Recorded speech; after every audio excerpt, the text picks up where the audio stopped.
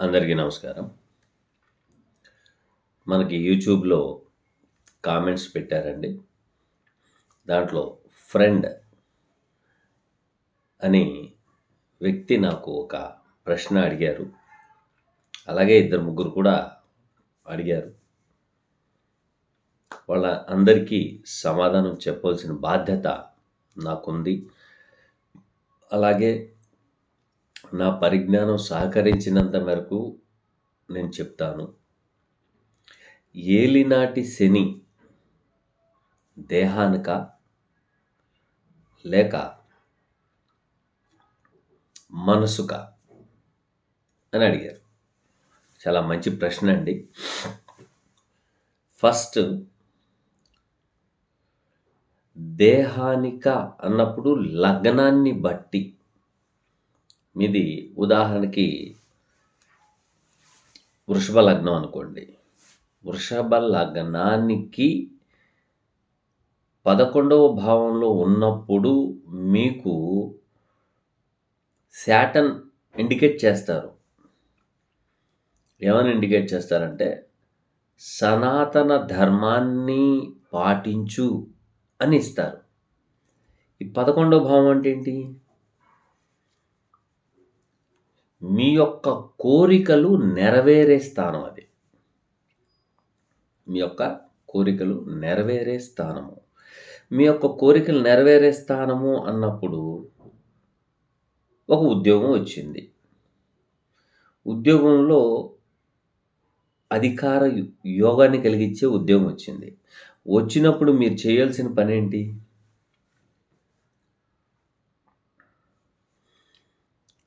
సనాతన ధర్మాన్ని పాటించాలి. మీరు పాటించరు. అధికారం చేతిలోకి వచ్చింది కదా అని మీ కింద వాళ్ళని ఏదో ఒక విధంగా హింసించి హింసిస్తూ ఉంటారు. ఎవరిని లెక్క చేయరు, కేరే చేయరు. అది మంచా చెడా అనేది ఇంగిత జ్ఞానం నుంచి బయటికి వెళ్ళిపోయి ఉంటారు.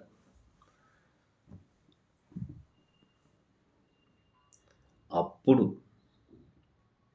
మీ యొక్క దేహానికి హాని చేస్తాడు ఆయన. మీ యొక్క దేహానికి హాని చేస్తారు. అదే కనుక రాశికి వచ్చిందనుకోండి, రాశికి కూడా అంతే. ఇక్కడ దేహానికి హాని చేస్తారా, మనసుకు హాని చేస్తారా అనేది క్వశ్చన్ మళ్ళీ వస్తుంది. కాబట్టి మనసు అనేది ఏంటి? కోరిక ఉత్పత్తి అవుతుంది. మనసులో కోరిక పుడుతుంది. ఆ కోరిక మంచా చెడా అనేది మీ పరిజ్ఞానానికి వదిలేస్తుంది. అది ఫర్ సపోజ్ ఉద్యోగం వచ్చింది, ఇల్లు కొనుక్కోవాలి. ఉద్యోగంలో మనం ఇల్లు కొనుక్కోవాలంటే మనకు వచ్చిన ₹1,00,000 ఉద్యోగానికి 10,000 రూపాయలు కిరాయిలుగా పోద్ది. ఇక లోన్స్ అంటే వాహనాలు కానీ లేదా ఇల్లు కొనుక్కున్న లోన్స్ మీద కానీ కొంచెం మీకు జీతం తక్కువ వస్తుంది. తక్కువ వచ్చినప్పుడు ఏమనిపిస్తుంది? ఏదో ఒక విధంగా నేను రూపాయి సంపాదించాలి, అప్పుల బారి నుండి బయటపడాలి. ఇది మనసులో ఉద్భవిస్తుంది. ఉద్భవించిన తర్వాత కార్యాచరణ దేహం చేస్తుంది. బాగా గమనించాలి. బాగా సంపాదిస్తారు, డబ్బులు వస్తాయి, పిల్లలు కూడా ఎదిగి వస్తారు. ఎప్పుడైతే బాగా జ్యోతిష్యులు కూడా చూస్తూ ఉంటారు కాబట్టి చెప్తున్నాను, లగ్నము నుండి బాధకుడు ఎవరో చూడండి, రాశి నుండి బాధకుడు ఎవరో చూడండి. లగ్నము నుండి బాధకుడు వచ్చినప్పుడు దేహానికి బాధకం వస్తుంది, దేహం పీడింపబడుతుంది. ఇది వాస్తవం.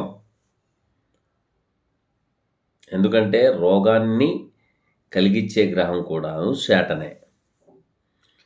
బాధను కలిగించేది కూడా శాటర్నే. భయాన్ని కలిగించేది కూడా శాటర్నే.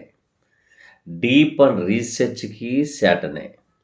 4, 5 భాషలు మాట్లాడడానికి శాటర్నే.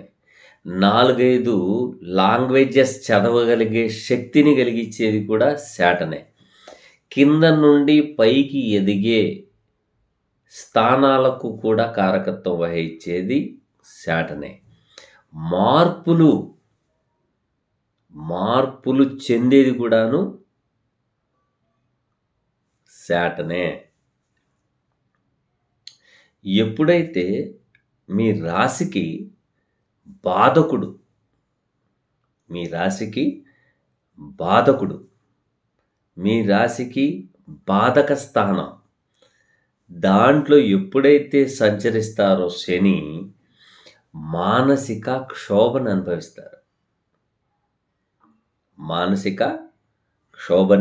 అనుభవిస్తారు. ఫర్ ఎగ్జాంపుల్ మకర రాశి ఉందనుకుందాం. మకర రాశి, ఈ రాశికి బాధకుడు కుజుడు. ఎప్పుడైతే మకర రాశి వారు శని వృశ్చిక రాశిలో సంచరించేటప్పుడు, బాగా గమనించాలి, వృశ్చిక రాశిలో సంచరించేటప్పుడు మానసిక బాధలు అనుభవించక తప్పదు. దేని మూలంగా అనేది ఉంటుంది. మళ్ళీ మానసిక క్షోభ అనేది మనం చెప్తున్నాం. ప్రతి ఒక్కళ్ళు జ్యోతిష్యులు ఏం చెప్తారు? మానసిక క్షోభ అనుభవిస్తావు అని అంటారు. దేని మూలంగా అనుభవిస్తావు అని మీరు ఎప్పుడైనా ప్రశ్నించారా? ప్రశ్నించరు. ప్రశ్నిస్తే మీకు అర్థమవుతుంది. సో అక్కడ వృశ్చిక రాశిలో విశాఖ నక్షత్రం, అనురాధ నక్షత్రం, జ్యేష్ఠ నక్షత్రం. చిన్న ప్రయాణాలు, శారీరక కష్టం, మానసిక ఆందోళన. రాశి మకరం, కుంభం రెండవ రాశి. సో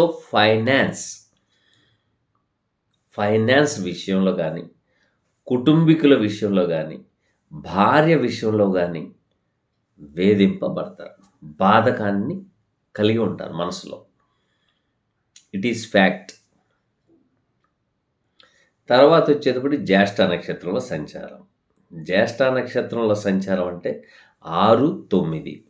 మీరు ఎంతో కష్టపడతారు ఉన్నత స్థానానికి వెళ్ళడానికి. ఫలితం దక్కనప్పుడు మానసిక క్షోభే కదా. ఓకేనా? అలాగే లగ్నానికి ఏదో ఒక లగ్నం చెప్పుకోండి. మేష లగ్నం తీసుకుందాం. మేష లగ్నానికి బాధకుడు ఎవరు? శనేశ్వరుడే అవుతాడు.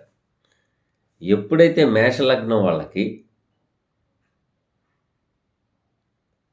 3/11/2014 నుండి రావాల్సిన ప్రమోషన్ రాకపోవడం, ఉన్నత విద్యా ప్రమాణాల్లో ఆటంకాలు రావడం, ఆరోగ్యరీత్యా ఇబ్బంది కలగడం, మీరు చెప్పే మాట వినకపోవడం, ఇలా జరుగుతూ వస్తాయి.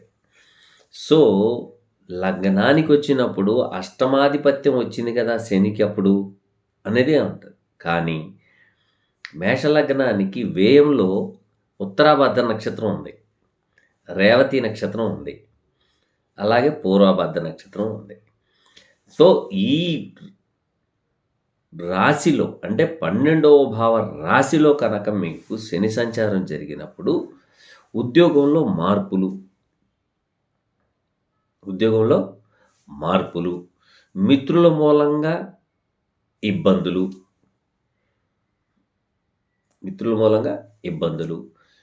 ఇల్లు లేదా గ్రామము లేదా రాష్ట్రము లేదా దేశము విడిచిపెట్టి వేరే చోటకి వెళ్ళడం జీవనోపాధి నిమిత్తం.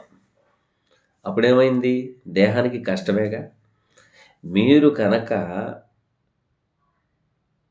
పనోళ్ళని, అంటే ఇంట్లో పనోళ్ళని, లేక మీ ఆఫీస్‌లో మీకంటే కింద, మీ స్థాయి కన్నా కింద స్థాయిలో ఉన్న వాళ్ళని, ఫ్యాక్టరీలుంటే ఫ్యాక్టరీలో ఉన్న వర్కర్స్‌ని, పేదవాళ్ళని, కుంటి వాళ్ళని, గుడ్డి వాళ్ళని,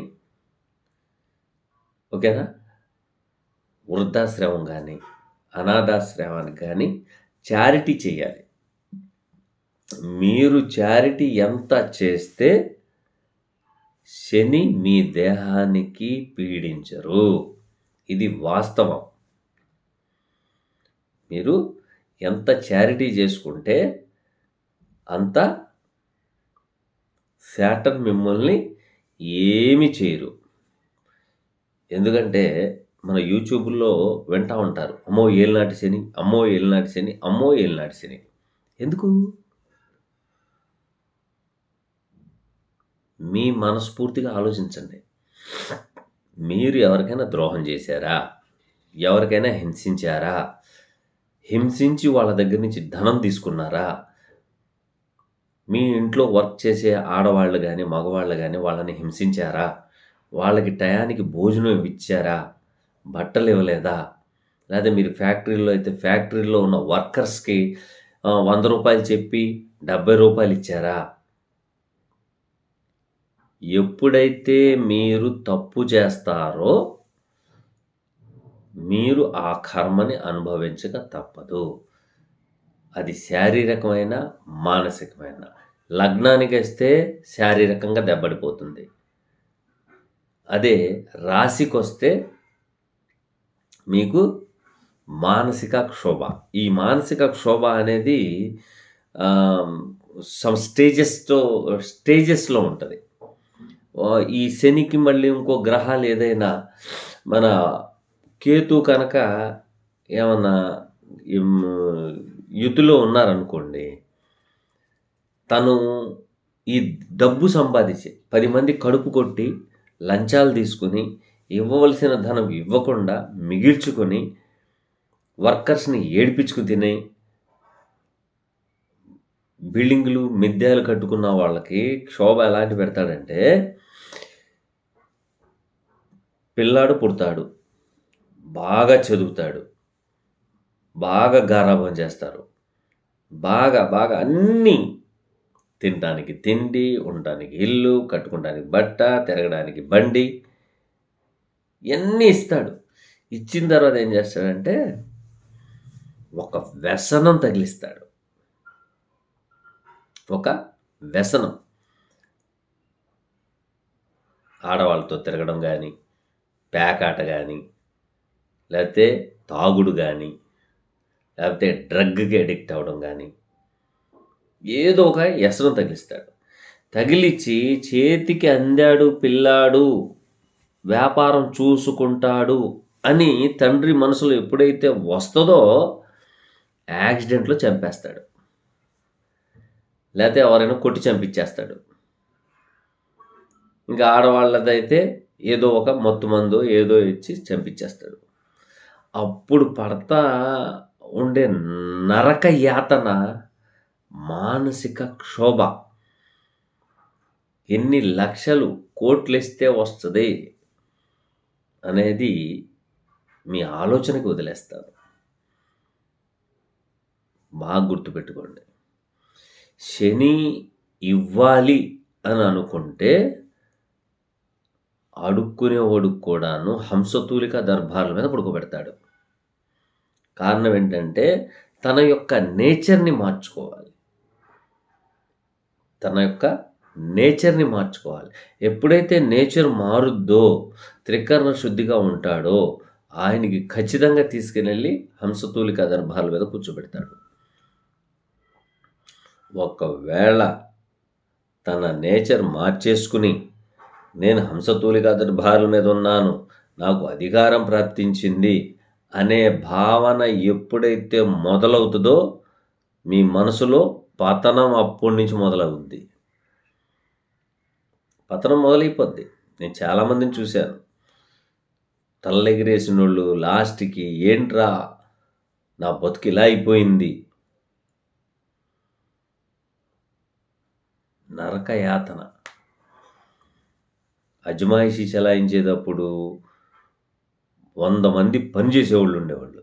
ఆ తర్వాత ఈయన కనీసం తాగడానికి నీళ్ళు అందించేవాళ్ళు లేకుండా తీసేసాడు. సో కాబట్టి మీ యొక్క జ్యోతిష్యుల వారి దగ్గరికి వెళ్ళండి. మీ లగ్నానికి బాధకుడు ఎవరో తెలుసుకోండి. మీ రాశికి బాధకుడు ఎవరు అవుతున్నారో చూసుకోండి. ఇవి 2 కనుక మీరు తీసుకొని జాగ్రత్తగా ముందుకు నడిస్తేనే జీవితం.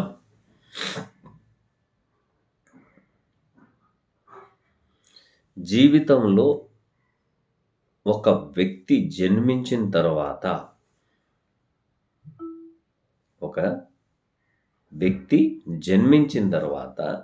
శాటర్న్ రిటర్న్స్, దాని పదం ఏమంటారంటే శాటర్న్ రిటర్న్స్. మీ యొక్క లగ్నానికి 4 సార్లు టచ్ చేస్తాడు ఆయన. ఫస్ట్ టైంలో పుడతారు, రెండో టైంలో 30 సంవత్సరాలకి, మూడో టైంలో 60 సంవత్సరాలకి, నాలుగో టైంలో అంటే మొదటి 30, తర్వాత 30, 60 అయిపోయింది. ఆ తర్వాత 90, ఆ తర్వాత 120. 4 సార్లు టచ్ చేస్తాడు ఆయన. అంటే ఈ 4 సార్లు టచ్ చేశారు అంటే ఆయన యొక్క జీవితం ధన్యమైనట్టు. కానీ 30 సంవత్సరాలకే చనిపోవచ్చు, 60 సంవత్సరాలకే చనిపోవచ్చు, 60 పైబడితే చాలు. కానీ 60 పైబడి 100 సంవత్సరాల దాకా వెళ్ళారంటే దాదాపు వారు 75% ధర్మాన్ని పాటించినట్టే. ఇక మీ మనసులో ఇంకొకటి వచ్చింది భావన, మహర్షులు 100 సంవత్సరాలు, 200 సంవత్సరాలు, 300 సంవత్సరాలు జీవించారని చెప్పారు పుస్తకాల్లో. ఇది ఎంతవరకు సబబు? కరెక్టేనా? మీరు చూస్తేనేమో శనేశ్వరుడు 4 సార్లే తిరుగుతాడు, ఈ 4 సార్లు 120 సంవత్సరాలు అయిపోతుంది, ఆ తర్వాత జీవించరు అన్నింటిగా చెప్తున్నారు మీరు అంటే కాదండి. ఎప్పుడైతే యోగి అయ్యే యోగం ఉంటుందో, మహర్షి అయ్యే యోగం ఉంటుందో, అప్పుడు మీ జాతకంలో 30 సంవత్సరాల లోపే మీకు ఆ భావనలు మొదలైపోతాయి. ఆ భావనలు మొదలవుతాయి. 60వ సంవత్సరం వచ్చే లోపు మీ యొక్క భావన పరిపక్వత్వానికి రావాలంటే 60 సంవత్సరాలు రావాలి. ఈ 60 సంవత్సరాలలో మీరు చేసేది ఏంటంటే తినటానికి తిండి, ఉండటానికి ఇల్లు, కట్టుకోవడానికి బట్ట, ఇవన్నీ మీరేం చేస్తారంటే సమకూర్చేస్తారు. సమకూర్చేసి ఒకరోజు మీరు నిర్ణయం చెప్తారు, నేను ఇలాగా సాధువుగా మారాలనుకుంటున్నాను, లేకపోతే నేను ఒక యోగిగా ఉండాలనుకుంటున్నాను, లేకపోతే ఒక ఋషిలాగా ఉండిపోవాలనుకుంటున్నాను, ఆ భగవంతుడి సన్నిధిలో ఆత్మ జ్ఞానాన్ని పొందాలనుకుని వెళ్ళిపోతున్నానని చెప్పి వెళ్ళిపోతారు. అక్కడ మనిషి యొక్క జీవితం మార్పు. అది మార్పు ఎంతకాలం అనేది మనం చెప్పలేం. 100 సంవత్సరాలు అవ్వచ్చు, 200 సంవత్సరాలు అవ్వచ్చు, 2000 సంవత్సరాలు అవ్వచ్చు, ఎంతైనా అవ్వచ్చు. అది దైవేచ్ఛ. అది ఎందుకంటే మీరు చేసుకున్న కర్మఫలం అది. ఓకేనా? కాబట్టి ఈ శాటర్న్ రిటర్న్స్ అనేది 30 సంవత్సరాలకు ఒకసారి మీ రాశిని మరియు లగ్నాన్ని రెండింటిని టచ్ చేస్తుంది. అంటే ఒక్కొక్కళ్ళకి మేష లగ్నము, మేష రాశి వాళ్ళకైతే ఒకటే కాబట్టి అది 30 సంవత్సరాలు ఒకసారి టచ్ చేస్తూ ఉంటుంది. ఈ టచ్ చేసినప్పుడల్లా మీలో ఖచ్చితంగా 100కి 100% మార్పులు అనేవి వస్తాయి. ఎందుకంటే మార్పుల కారకుడు ఆయనే కాబట్టి. ఆ మార్పు శుభగ్రహాలతో సంబంధం ఉందనుకోండి, శుభ ఫలితాలు వచ్చేస్తాయి.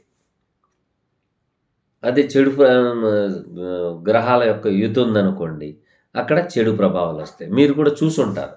దాదాపు ఒక 5-6 సంవత్సరాలు తాగి తాగి తాగి హఠాత్తుగా తాగడం మానేస్తాడు. అంటే ఆ గ్రహము అంతకాలము అన్ని సంవత్సరాల, అన్ని నెలల, అన్ని వారాల, అన్ని రోజుల, అన్ని గంటల, అన్ని నిమిషాల, అన్ని సెకన్లకి అది యాక్టివేషన్‌లోకి వస్తది. వచ్చిన కాడి నుంచి నేను చేసేది తప్పు అని మానేస్తాడు. మళ్ళీ తిరిగి ఆ తాగుడికి బానిస అవ్వడు. మా సర్వీస్‌లో ఒక వ్యక్తిని చూసాము. ఉదయం నుండి సాయంత్రం దాకా తాగుడే తాగుడు, తాగుడే తాగుడు. మా దగ్గర కూడా అప్పు అడిగేవాడు. సరే ఇచ్చేవాళ్ళం. మాకంటే సీనియర్ కదా అని. ఆ తర్వాత ఆళ్ళిద్దరి పిల్లలకి జాబొచ్చింది. ఈ రోజుకి కూడాను తను తాగడం మానేశాడు. ఆ దశ, భుక్తి, అంతరం, సూక్ష్మం, ప్రాణదశలొచ్చినప్పుడు వదిలేయడం జరుగుద్ది. దాన్నే మార్పు. Saturn returns. శాటర్న్ రిటర్న్స్ అని అంటారు. కాబట్టి మీ ప్రశ్నకి నా సమాధానం దొరికిందని భావిస్తున్నాను. Thank you.